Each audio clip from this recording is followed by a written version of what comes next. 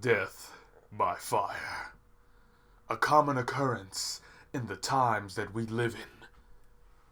A young boy discovers that his power, though called the demon's wrath, may unlock the key to their salvation.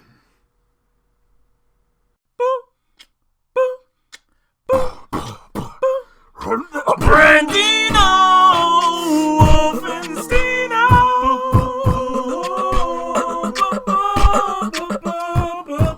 So it's Tokyo, year 19... Wait, no, it's not 19 anything. It's 198. This would be like firemen being in the year, like, right as... Like, I don't know what year would be.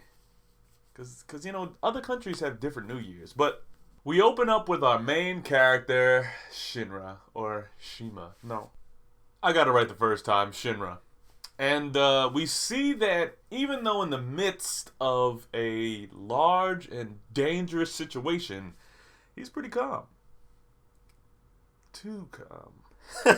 After that, he's about to do something. We see him about to get ready to do something. And we're thinking, like, is he like a normal kid? Like, is he like fresh out of high school or something? Like, what is he gonna do? Like, he's gonna take off his backpack, give him the hands, you know? Like, I don't know what he was gonna do. Then, out of nowhere, the brigade comes in. Now, this is the 8th Brigade, and or the 8th Regiment, I should say. And by them being the 8th, it would necessarily mean that they're the lowest ranking regiment. Because if you're part of the 1st Regiment, you know, you're the highest of the highest. You got all S ranks on your SAT stats. You have 20/20 vision. You can fly an F-22 Raptor by yourself. I kind of wanted to be in the Air Force at some point. But anyway, so this is the 8th Brigade, and they're coming in to clean up this little mishap that happened on the train. Some dude got possessed, combusted, and turned into a fire spirit. Now, in true Soul Eater fashion, the first episode starts with a bang, and the first episode starts out with them putting something to rest. The peaceful way. Especially with that dude flying in with a pile bunker. Like, come on! He carries a pile bunker as a gauntlet. That shit is mad powerful for him to be using it with one hand. Like, come on. But anyway, so as they clear it out, we see that the sister that was like praying for the soul to be at rest is in a bit of a pickle. And we're like, okay, so what's gonna happen? And Shinra's like, I gotta save her! Flame on! Starts freaking like flame feeting out there. And I'm thinking like, okay, so he has special powers. So like, that's what he was gonna do. He flies in, fire feet in hand, rescues the maiden, and saves the day. All with the devilish grin running across his face. And then just for his intro, he comes in. And the guy and one of the officers notice, like, wait, aren't you? It's like, that's right. Special Brigade, 8th Division, Shinra Kusakabe, at your service. I'm like, nice. Yo, he coming in with full greatness. Like, nice introduction. So the battalion commander, Commander Obi, or Akitaru, because sometimes they put the names, like last names first. So it might be, Obi might be his first name. He's sitting there doing like sit-ups. I guess it's going to be a running joke with him where he's always like working out. Which I think they're building his character to be like parallels. It's like his character's to be the Black Star. Not to say that he's going to be super cocky and whatever, but it's just going to be the fact that he's always working out because when the shit really hits the fan, you're going to be like, yo, that is not possible. But he's been training, and he's been training. And just like spoilers, at the end of Soul Eater, where Black Star broke his entire spinal column and was standing up because of sheer muscle itself. I'm sorry I keep doing this in my videos. Because of sheer muscle itself, he was able to stand because he was that strong. So it's like, he's already defining himself as the powerhouse character, basically. Then you have company commander, glasses himself, very like, calculating, and company commander, Takaishi, and and the real scene that happens is they're trying to figure out why he looks so creepy in his picture, and then he's like, it's a nervous thing. I'm sorry that it happens. And he's like, a nervous thing? So he flies up into his face and he's like, it just automatically goes into that smile. It's like, so it is real. It was so funny. So I'm like, man, doing it right. Day one. And of course, with this same devilish smile, they ask him like, oh, well, so what are you here for? And he's like, I'm here to become a hero. And it's like, he starts off so epic, and it's just, sizzle. That's gonna be my new thing for this one. Just sizzle, baby. Let it sizzle. So then they're going to the girls. Japan, why do you have to do shower scenes? Not saying that it's not a bad thing, but no, actually it's not. It's just the human body. But sometimes I feel a little awkward reading it because I'm like, all these chicks be bad in Japan. Like, for some reason, they doing something over there. Well, them girls just be fine. Even though it's in the manga, don't take it out of context. But anyway, so the last two of the battalion, Makeoze and Sister Iris. Iris. They basically are just like reporting what happened on the battlefield and everything. And of course, the battalion commander, introduces them, and she's all like, oh, well, I'm sorry to have bothered you. And it's like, I'm not ready for all of this, girl. And then, of course, it's like the sweet smell. I hope you're not getting aroused by freshly showered women, Private. No, sir! No, sir! So it's like, it opens up beautifully. Like I said it in the other one, but it just opens up really nicely. I don't think I did it justice. Chapter 1! Because that was Chapter 0. So now, also, I forgot to say for the last one, at the end, he's like having his first night at the department. Because I forget what they would call it. Barracks. And he's having a nightmare about his childhood, which is where he gets his nickname, the Demon, because his house caught fire. And even though it was a horrible situation, all he did was that evil, nervous smile. So he wakes up and he's like, and the alarm goes off and they're out on their first mission. This chapter opens up with you getting to see a tiny bit of the backstory of what happened that night. And you see little Shinra being a little baby kid. Putting on his little cape. Being like, oh, mommy, I'm a hero. Oh, Shinra. And they're flying through the city on their first mission to get out and figure out what's going down. Now, as they get to the scene of the place, there's a couple people outside and they're like, please save my wife. Please save. Like they're just saying, like, get in there and help them. And they're like, don't worry, the 8th Battalion's got it. We wear the blue band of friendship, or I forget what their essentially was, but they got a different, like, how different fire. There are different factions of like actual firemen. I don't think it's just for the comic. I think it's actually a thing where they wear different striped colors on top of their vests for different purposes. But they come in and they're about to go into the building, and Shinra's, of course, at the worst possible time, having a flashback of his trauma. And he's like, the hair in the back of his head, he's sitting there shaking.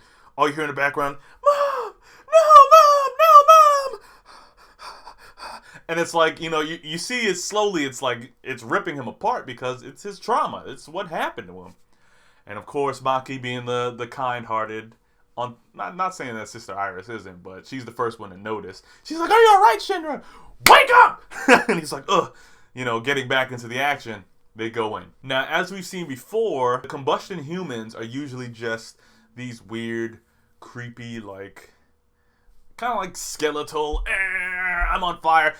The first thing that came to mind when I saw these things were Ben 10's fire form. When he turns into that and you see like the kind of smoke outline of the skull, basically like a match head under the flame, and then you have the flame coming out of the sides of it. They basically look like that. But as they come into this place, they see that there's a new, I would say, species or tier of combustion. And so, full-grown woman, and she has a little bit more control over herself in her fire abilities. And she sneaks up on the gang. Shinra's the first one to get it. He's like, no! You know, Obi. Yo, it's like Obi-Wan Kenobi. No, I'm not gonna do that parallel. But he's like, Shinra! Now, of course, in all of these like harsh situations, because the lady actually gets on like a nice knockback or whatever, and he flies back, and he's still having flashbacks, even though he was trying to get over it. It's still happening, and he's like remembering how life was after the math, and how he had to go to this doctor, and they were basically because his feet wouldn't stop catching fire because he was just so traumatized, and you always seen that evil face. But it's like you're looking at him, and they're sitting there like, why does he look so creepy? Like, he's smiling about this whole thing. It's supposed to be something sad. He is sad. It's just that you're sitting there thinking that he's, like, smiling because he wants to. He's nervous. And it's like this little kid trucking around with these galoshes of nitroglycerin to keep his feet from setting things ablaze. And he's, like, falling all over him. This little kid, man. Take care of him. Of course, you know, keep those nitroglycerin shits off because we don't want shit burned to death. But I mean, take care of the boy. And it's just so sad because it's like all throughout his life they've been calling him a demon. And it's like, you just look at him and he's hurt. He can't, and the thing is he can't even stop smiling. The expression on his face, it's almost like a mental tick that is just, it can't be broken. So it always happens. And he's in so much pain, you can see on his face as a little kid. Like, he doesn't want to be called a demon. He's lost his mom and his little brother. So as he gets pulled back into, you know, the real world, as he gets pulled back into the real world, you know, company commander is like, you know, wake up from this. We're in the middle of a battle. There's no time to be daydreaming. Get it together. And as they all pull out, basically, they straps, you know, one pull out an axe, somebody got out the gun, you know, the priest puts on a face mask so she doesn't breathe in all of the smoke so she can keep the prayer going, you know, everybody's ready to go. And like, finally Shinra's kind of waking up a little bit, so he kicks off the boots. Flame on! And kind of just jokes it. I'm sorry, Fantastic Four. It's funny. But they come in and they try to start pacifying the creature.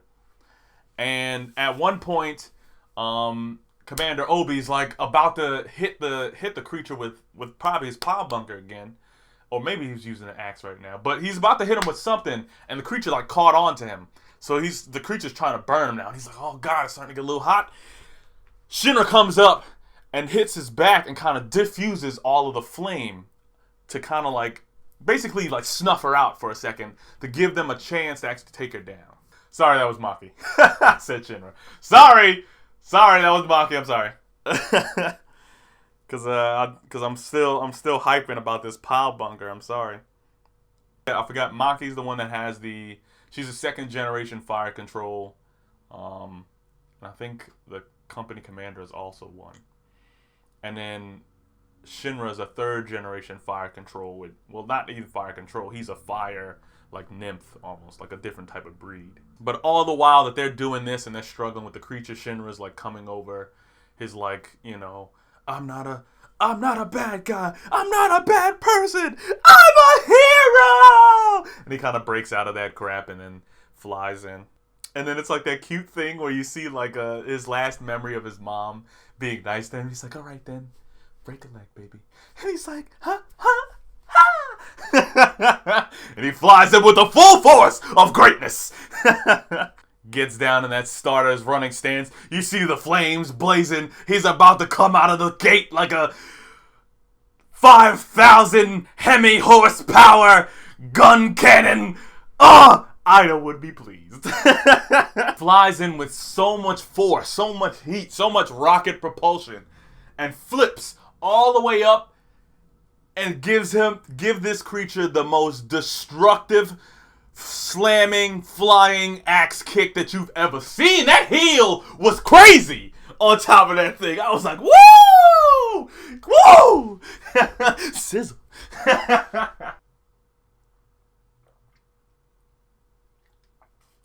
Still good. A sip of that vanilla. Punches a hole straight through her chest. And now it's the point in time where they have to do the seal. They put the body to rest. They figure that this lady, female creature, is actually the wife of the guy outside that was like, please save my wife. And they put her to rest. And they let the rest of the fire, like, control, go to the regular firemen. They leave there. Kind of like that slow motion walk where the explosion should happen, but there's no explosion. It's just everybody putting out the flames. But they still got the slow walk, like, yeah, we just did it. And they're like, good job on your first mission, Shinra. You did a grand job. You're making steps to being exactly who you're supposed to be. A hero. And he's like, and he's like, is that the creepy smile again? He's like, no. That's actually the winning smile. He's actually smiling for real right now. He's like, oh. Chapter 2. Yeah, as I'm going through this, I'm sorry. This video should have been out since chapter 0, but you know, I was doing a whole bunch of other videos. I had to drop that Toriko and everything. Toriko's lit. Shit, Bleach is lit right now. Shit, One Piece is lit. Shit, everything lit. I'm sorry. We're coming back in, and Shinra's talking to Captain Obi about what they're going to be doing for the next remainder of the few weeks. And he's like, oh, there's a tournament going on for newcomers like you. Show your stuff and show that the 8th Brigade is just as great as Brigade 1. You'll probably also see some cool people there. And, you know, Shinra's thinking like, oh, I might see that Fire Brigade 1 guy from when my house burned down. So then they also have this thing of, there's another person coming. So he's like, as they're talking about this, somebody's outside. And I'm thinking like, okay, who's that guy? So automatically he comes in and he's blonde. And I feel like he's going to be the really extra cocky character. But he might be able to back it up. But he's coming out. And he's like, so this will be my new castle. And I'm like, knight? Is he trying to be a knight? Like, so as Shinra's over there, like, you know, cheerfully, you know, talking about who he maybe see in the tournament. Like, he walks away and is like thinking like, oh man, it'll be so great. And as he's going to the door, of course, they meet face to face. You? And it's like, conflict. We finally got somebody in here that's gonna put him on his toes. The unwanted ally that, frankly, even though they're always at odds, they probably balance each other's abilities pretty well. Of course, he starts his first sentence as Yo Demon. So now he's like, already. Now, here's where it gets cute. So the girls are up on the roof, and they're trying to, like, figure out how Maki's gonna summon her little flame beast.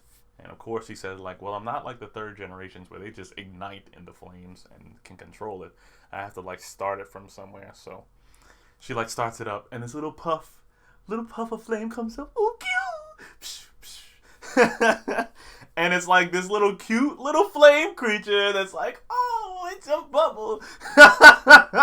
And it's like it pops up. Like, I'm gonna call it Pew Pew.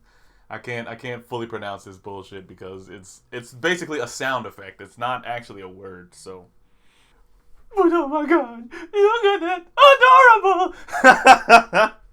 Anyway, so they're sitting up there messing around with it, and you know, Sister Iris wants to touch it. She's like, it's hot though, don't touch it.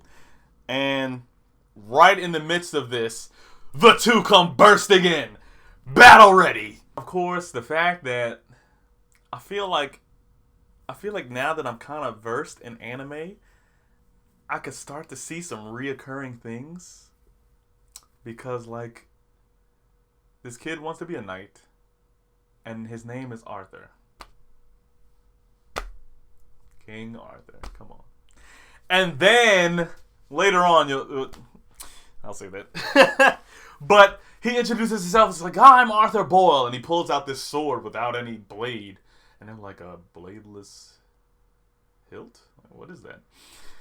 And he's like, Arthur Boyle, the Night King. And he turns to the girls, princesses. They're like, princesses? What? And it's like, and then like Iris is like, oh, so you're the new guy that was supposed to come today. And of course Maki, which I'm feeling like Maki is, I don't know if she's doing like a motherly thing or like a care about him too much thing, but Maki seems like she's paying the most attention to Shinra. So I feel like, not in the sense that they're gonna be a thing, but in the sense of like, I feel like she's gonna have his back, like throughout it. If so, or, you know, they may change it up. I don't know what the manga's doing, but it seems like she's paying the most attention to Shinra's, or maybe it's just conversation. But Maki asks him like, do you know this guy? And he's like, yeah, this scum from Academy. I don't even want to think, I wish I didn't know this guy because he's a hellacious, foul-mouthed bastard. Like, he just hates the crap out of Arthur. And then he's like explaining like the only reason he's calling himself Night King is because I said that heroes were higher than knights and knights serve heroes. So he decided to put the little king crap on the edge because, oh, kings are higher than heroes. Then the other part is like, I guess he kind of humbles himself a little bit, which now I'm starting to feel for Shinra because I've experienced this in life where you know the truth about the person that's supposedly the cool guy.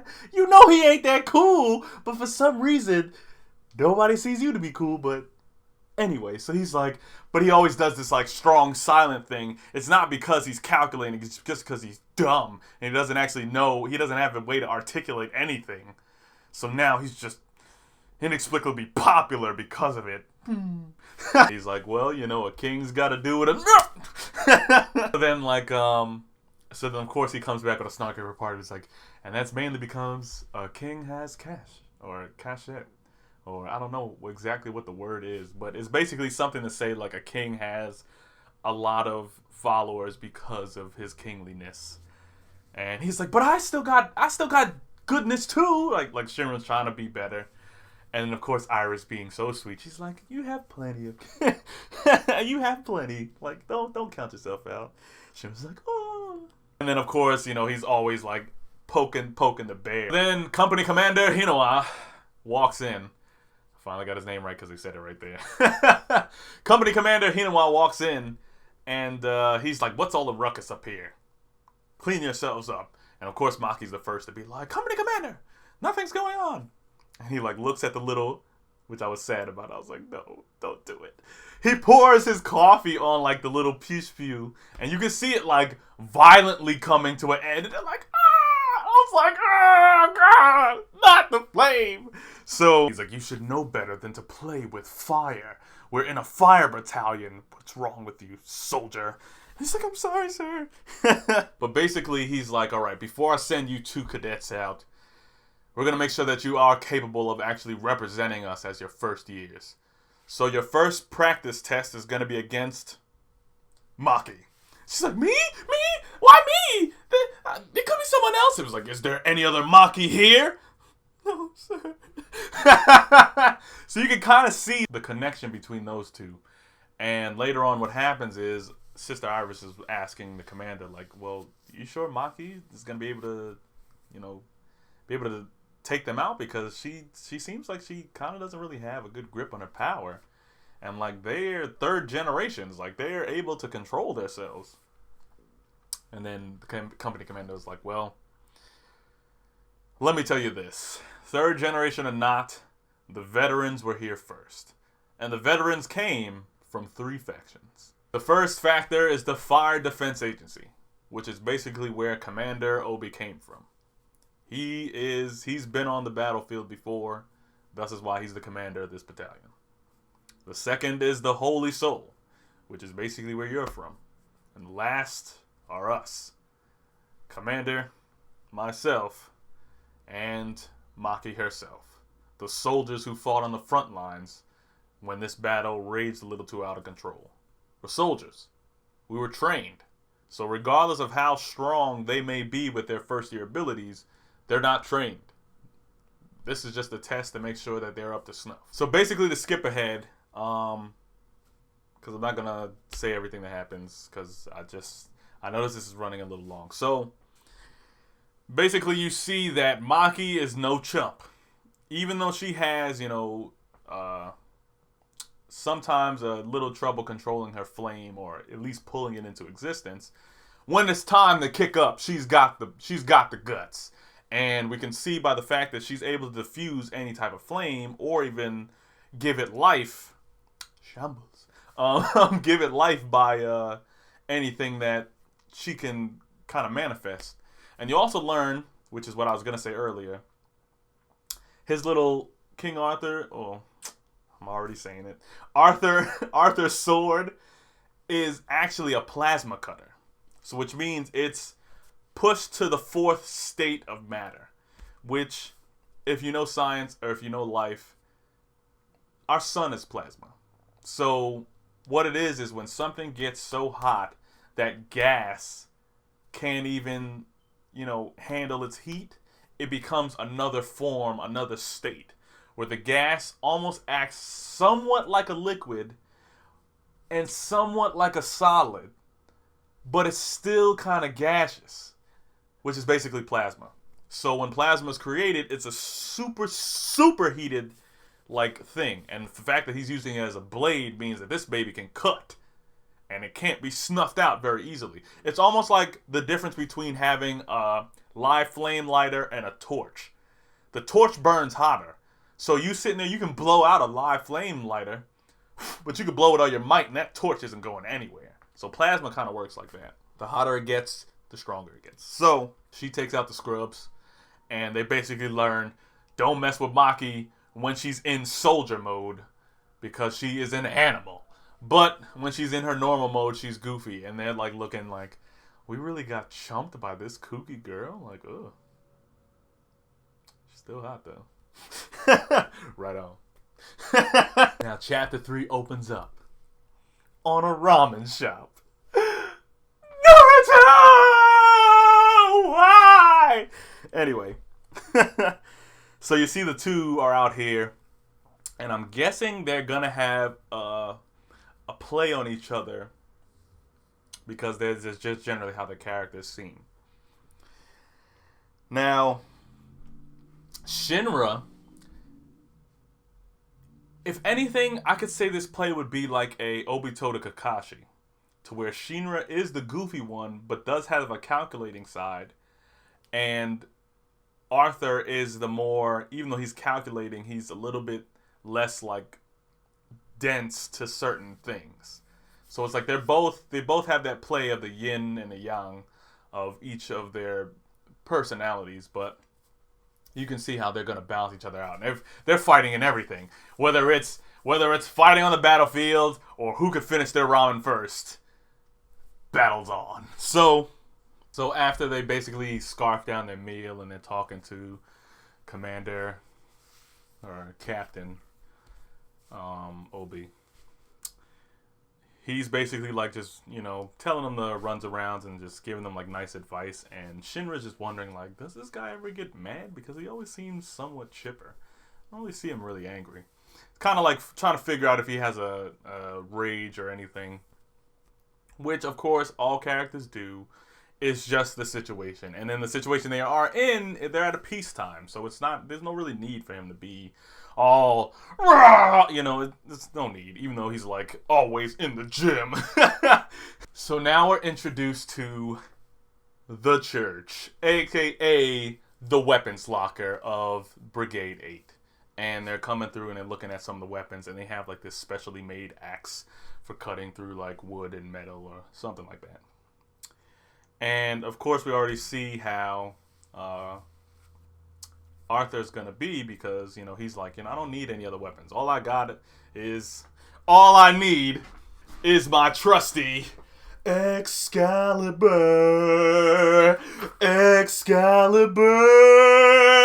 from the United Kingdom. I'm looking for him. Excalibur. Anyway, So he's got his Excalibur, and he's saying like this is basically the only blade, which is that plasma color I was talking about. Which is why I was trying to reveal it earlier, but I kind of had to skip some because of time issues. So, and basically the reason why they're in there is because the captain is saying like, you know, sometimes you need to be prepared for the battle at hand. And me, I have to usually carry like 30 kilograms of stuff.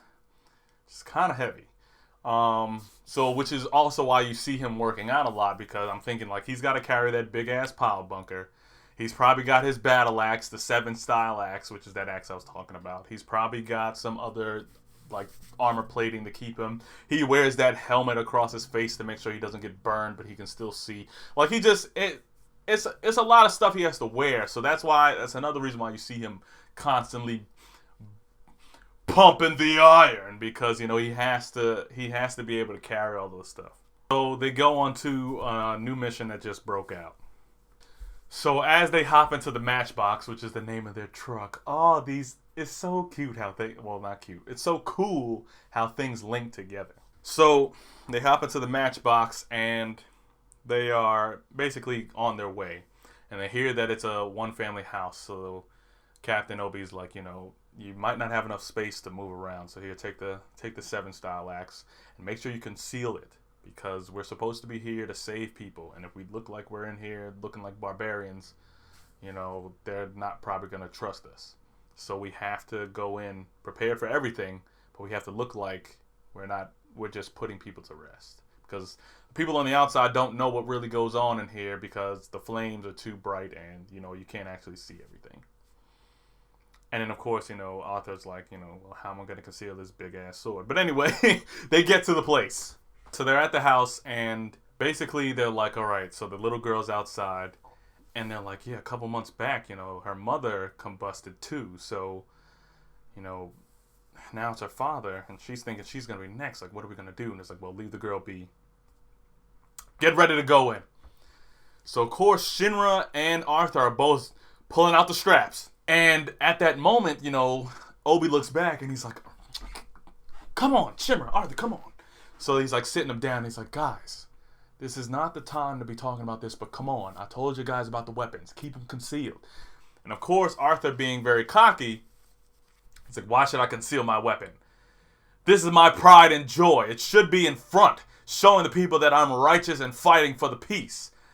And then the commander like lets him know, which you can see from the first chapter, especially in the part where they were fighting the woman, but that's further in the chapter. You'll read into that when you actually read it. But he's like, you know, we're here to put them to rest.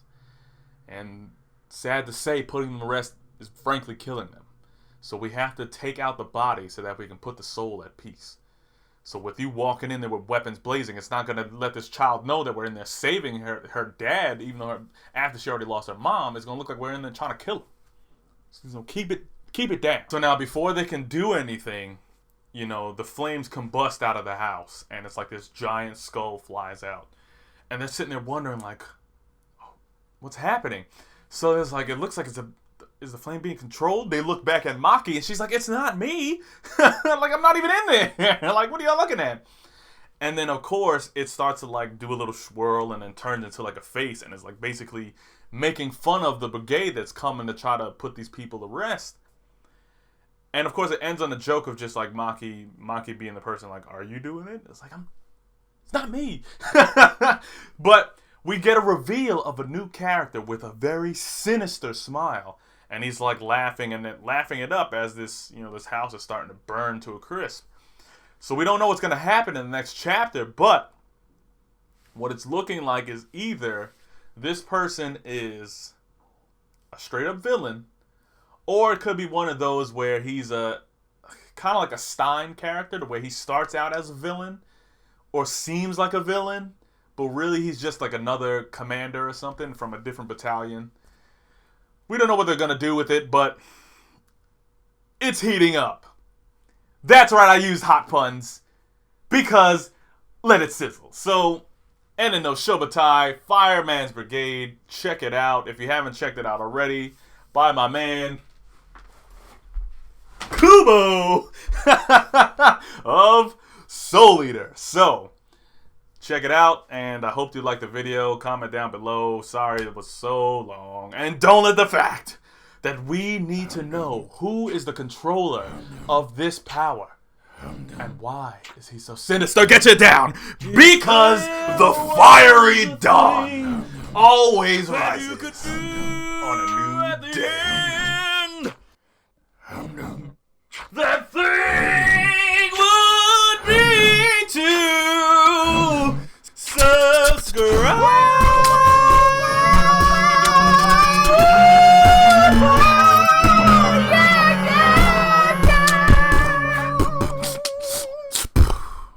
After credit stuff, there's really no new ENEN or old ENEN because this is the first ENEN, even though there should have been an old ENEN, but whatever.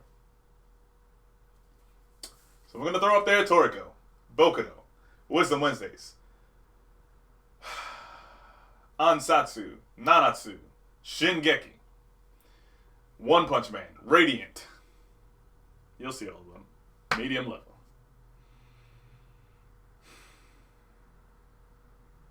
I might pick up Terraformers. Don't quote me on it.